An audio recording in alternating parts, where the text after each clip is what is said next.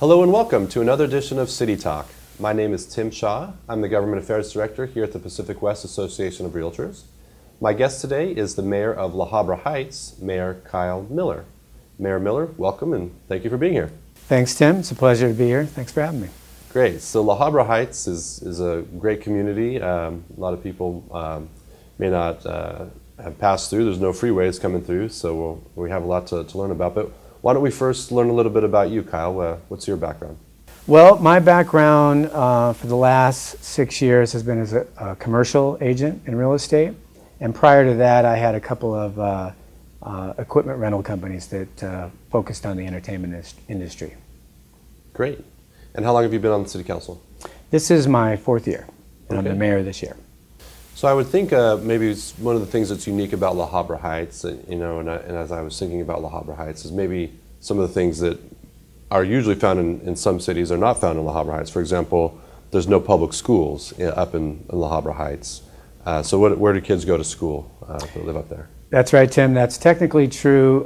We use the Lowell Joint school system out of Orange County, which is just outside of our borders. And I believe you can actually go over to Whittier schools too. So there's actually a lot of choices because we don't have a school system within the city.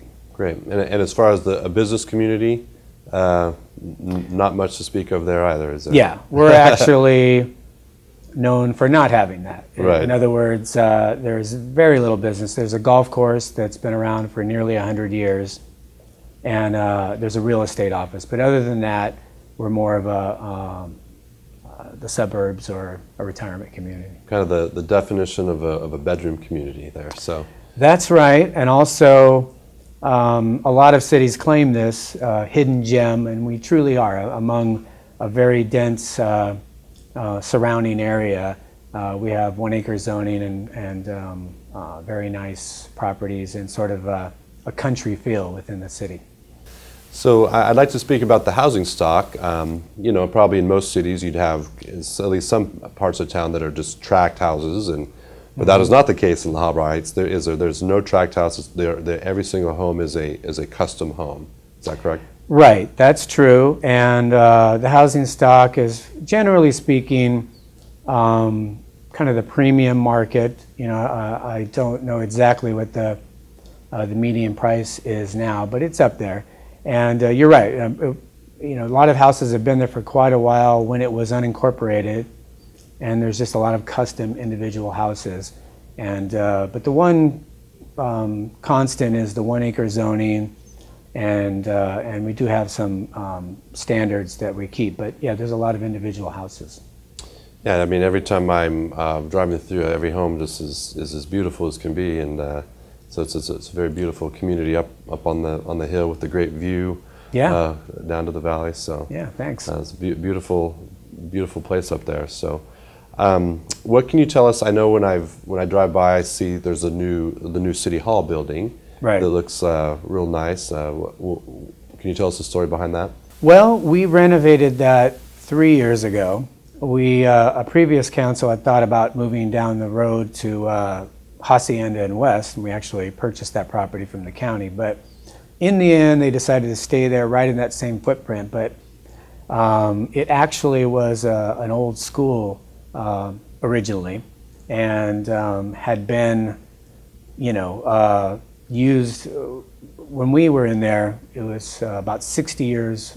The building was 60 years old and really needed some upgrading to the point where we really had to just break it down to the bones, if you will, and build it back up. But it really came out great. We're really happy. Yeah, great. It looks really nice. Now there are quite a number of horse trails still, right? And people own there's lots of animals and horses, and is there not trails that people on horses can go through the hill there? And that's true. We actually are an equestrian community, and that's the beautiful thing is we have the gamut. We have people raising animals in some properties, and we have ordinances that protect that. And then we also have some, as you say, some custom homes that are very high value, and we all seem to get along. But to answer your question, there are trails. I appreciate the equestrian community, but I'm not a horse rider myself.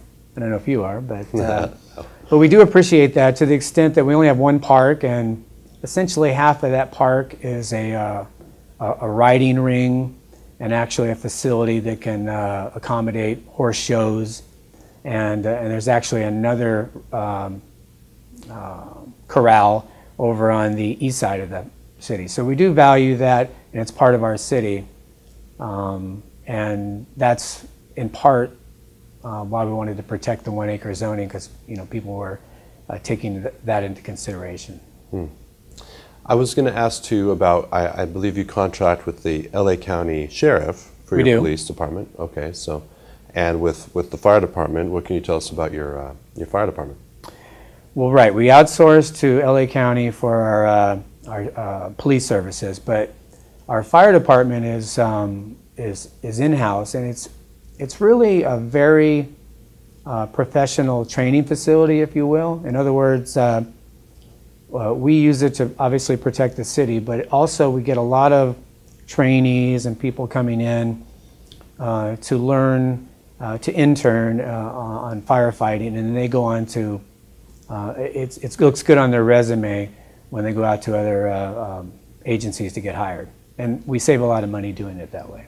Well, great. Yeah, there hasn't been a big fire incident in quite a while, so.